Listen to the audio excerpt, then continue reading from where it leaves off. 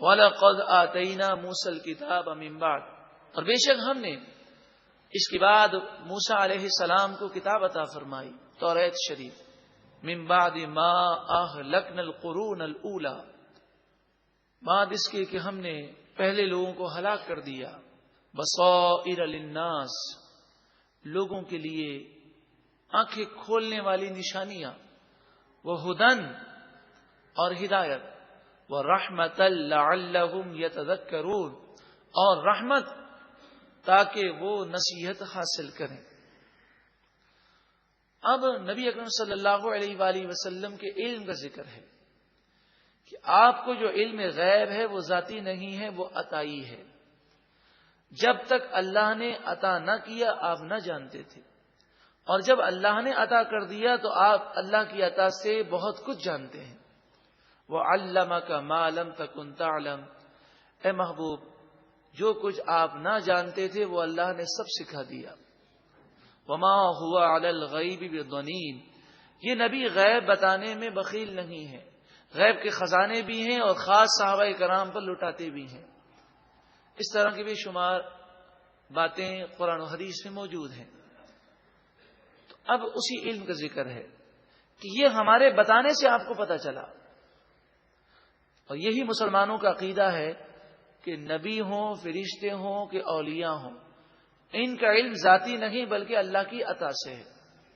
وما کنت بجانب الغربی، آپ مغربی جانب وہاں جسمانی طور پر موجود نہ تھے۔ اذ قضینا الی موسی الامر، جب ہم نے موسیٰ علیہ السلام پر وحی کو نازل کیا اور انہیں نبی بنایا کوہ طور۔ وما کنت من الشاہدین، اور نہ ہی آپ وہاں موجود تھے۔ مراد یہ ہے کہ حضور کا یہ باتیں بتانا اس بات کی دلیل ہے کہ حضور اللہ کے نبی ہیں کہ اللہ کے بتانے سے آپ ان باتوں کو جانتے ہیں۔ وَلَٰكِنَّا أَنشَأْنَا قُرُونًا، اب ایک دوسری بات بتائی جا رہی ہے کہ لوگ پچھلے لوگوں سے عبرت کیوں حاصل نہیں کرتے۔ انسان کی ایک فطرت ہے، وقتی طور پر کوئی حادثہ ہوتا ہے دل ہل جاتا ہے۔ کشمیر میں سرحد میں زلزلہ آیا تو کچھ لوگوں کے دل ہل گئے، وہ نمازوں کی طرف آئے، توبہ توبہ کرنے لگے۔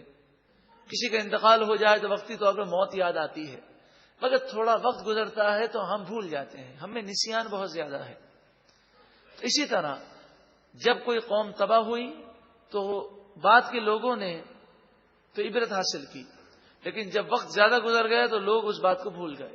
اسی طرح توریت جب نازل ہوئی تو اس وقت کے لوگوں نے تو اس توریت پر عمل کیا، لیکن پھر آہستہ آہستہ لوگ اس سے دور ہو گئے۔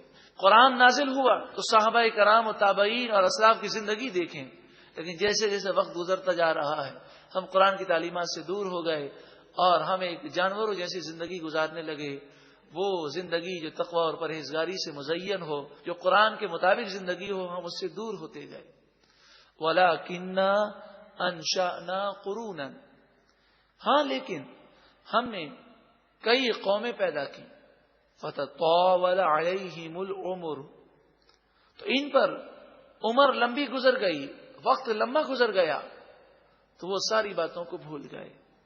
وَمَا كُنْتَ سَاوِيًا، اب وہی عقیدہ پھر بیان کیا جا رہا ہے کہ نبی جو بتا رہے ہیں یہ غیب ہے اور اللہ کے بتانے سے بتا رہے ہیں، تو پھر تمہیں یہ ماننا پڑے گا کہ یہ اللہ کے نبی ہیں، تم ان پر ایمان لاؤ۔ وما کنت ساویا، آپ مقیم نہ تھے، فی اہل مدین، مدین کے لوگوں کے درمیان۔ تو یہ واقعات جو آپ سنا رہے ہیں اللہ نے آپ کو بتائے ہیں، تو حضور کے علم غیب پر اور حضور کے نبی ہونے پر ایمان لانے والوں کے لیے بہت آسانی ہے، لیکن اس کے باوجود کافروں نے حضور کو نبی تسلیم نہ کیا۔ تتلو علیہم آیاتنا، آپ ان لوگوں پر آیتیں پڑھیں۔ وَلَٰكِنَّا كُنَّا مُرْسِلِينَ، ہاں لیکن ہم نے آپ کو رسول بنایا۔ وَمَا كُنْتَ بِجَانِبِ الطُّورِ، اور آپ کوہ طور کی ایک جانب وہاں موجود نہ تھے۔ اِذْ نَادَيْنَا، جب ہم نے ندا کی۔ وَلَٰكِن رَحْمَةً مِّن رَّبِّكَ، مگر جو آپ کو علم ملا، جو مقام و مرتبہ ملا، یہ اللہ کی رحمت ہے. وَلَٰكِن رَحْمَةً مِّن رَّبِّكَ، ہاں لیکن یہ آپ کے رب کی رحمت ہے. جب رب رحمت فرمائے اور نبی کو مقام و مرتبہ دے تو پھر کسی کو اعتراض کرنے کی کیا گنجائش ہے؟ ہاں لازم ہے کہ جو نبی کو مقام و مرتبہ ملا اسے تسلیم کیا جائے. لِتُنذِرَ قَوْمًا مَّا أَتَاهُم مِّن نَّذِيرٍ مِّن قَبْلِكَ، تاکہ آپ ڈرائیں اس قوم کو کہ آپ سے پہلے جس کے پاس کوئی ڈر سنانے والا نبی نہیں آیا، یعنی عرب کے لوگ، کہ اسماعیل علیہ السلام اور حضور کے درمیان وہاں کوئی نبی مبعوث نہیں کیے گئے، خصوصاً مکہ مکرمہ اور مدینہ منورہ کے علاقے میں. لعلہم یتذکرون، تاکہ وہ نصیحت حاصل کریں. ولولا ان تصیبہم مصیبۃ بما قدمت ایدیہم فیقولوا ربنا، اگر نبی کے آنے سے پہلے ان پر عذاب آ جاتا، ان کے گناہوں کی وجہ سے مصیبت آ جاتی، تو وہ یہی کہتے ہیں پروردگار لولا ارسلت الینا، اے پروردگار ہم پر کسی رسول کو کیوں نہ بھیجا، رسولاً تو کسی رسول کو بھیجتا، فنتبع آیاتک تو ہم تیری آیتوں کی فرمانبرداری کرتے، وَنَكُونَ مِنَ الْمُؤْمِنِينَ اور ہم مومنوں میں سے ہو جاتے. اب رسول آ گئے، اس کے باوجود یہ ایمان نہیں لاتے. حضرت شاہ ولی اللہ علیہ رحمہ الفوز الکبیر میں فرماتے ہیں کہ ہمارے پاس حدیثوں کا وہ ذخیرہ موجود ہے کہ جو بالکل صحیح حدیثیں ہیں. اس حدیث کو سننا ایسا ہی ہے گویا کہ ڈائریکٹ حضور سے کلام کو سننا ہے. ہمارے پاس وہ قرآن ہے جس کے بارے میں کوئی شک نہیں ہے. اس قرآن کو سننا ایسا ہی ہے ڈائریکٹ حضور سے قرآن کو سننا. اب آپ سوچیں کہ کسی کو حضور ڈائریکٹ کہیں کہ یہ کام مت کرو، جھوٹ مت بولو، کیا مومن کی جرت ہو سکتی ہے اب جھوٹ بولے؟ تو امام شاہ ولی اللہ علیہ رحمہ فوز الکبیر میں فرماتے ہیں کہ مومن کو ایسا ہی ہونا چاہیے، وہ یہ سمجھے کہ حضور ڈائریکٹ مجھ سے فرما رہے ہیں، اسے کبھی ایسا کام نہیں کرنا چاہیے جو قرآن اور حدیث کے خلاف ہے. اللہ تعالی ہم سب کو عمل کی توفیق عطا فرمائے، نور قرآن پاک سے ہم سب کے قلوب کو منور فرمائے.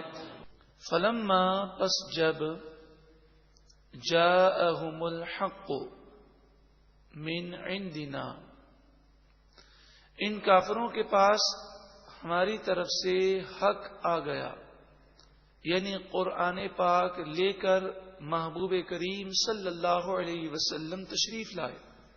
قالو، کافر بولے، لولا اوتی مثل ما اوتی موسیٰ، جیسے موسیٰ علیہ السلام کو عطا کیا گیا ویسا اس نبی کو کیوں نہیں عطا کیا گیا.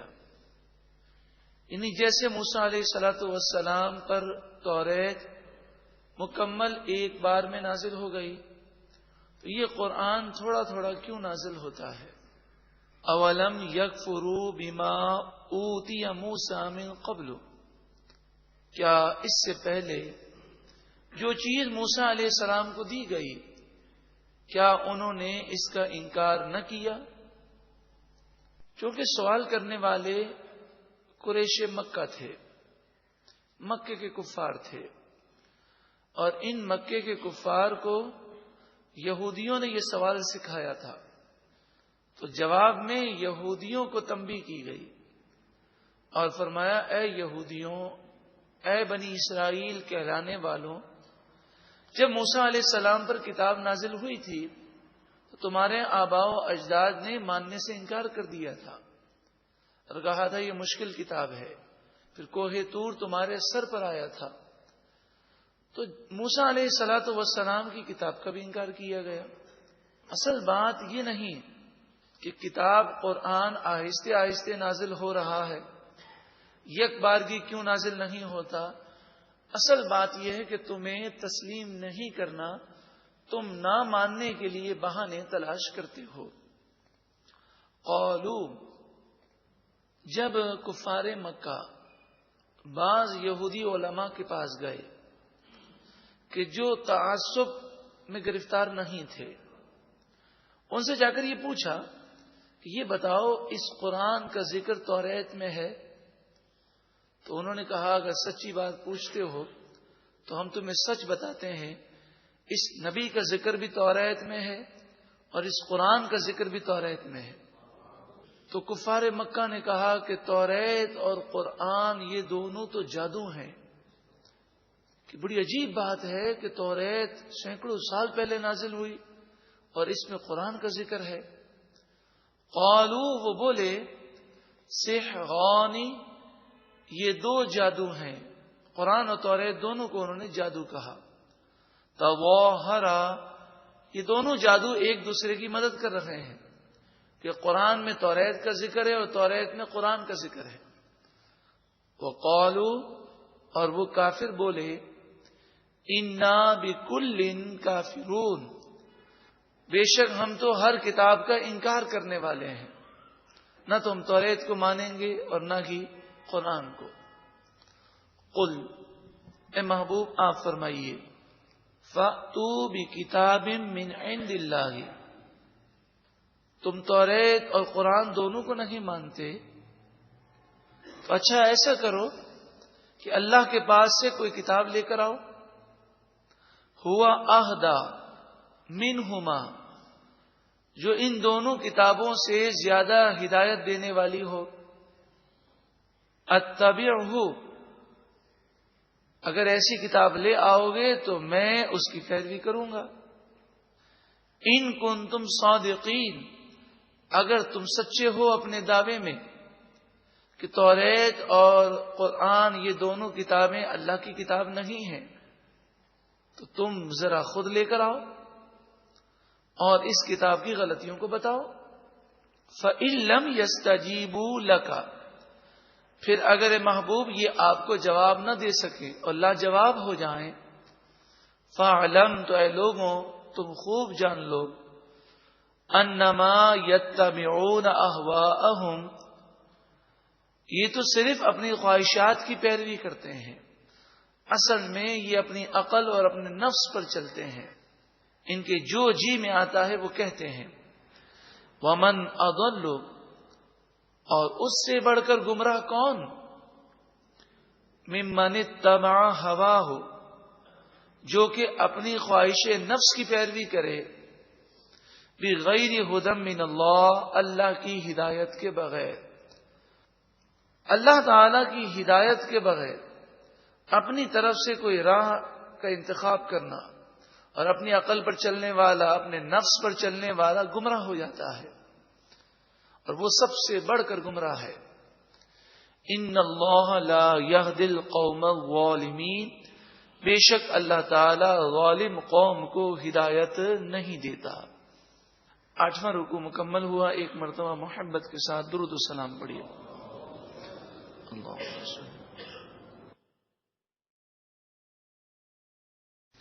وَلَقَدْ آتَيْنَا مُوسَى الْكِتَابَ مِن بَعْدِ، اور بے شک ہم نے اس کے بعد موسیٰ علیہ السلام کو کتاب عطا فرمائی، توریت شریف، من بعد ما اہلکنا القرون الاولی، بعد اس کے کہ ہم نے پہلے لوگوں کو ہلاک کر دیا، بصائر للناس، لوگوں کے لیے آنکھیں کھولنے والی نشانیاں، وہ ہدن، اور ہدایت، ورحمۃ لعلہم یتذکرون، اور رحمت تاکہ وہ نصیحت حاصل کریں۔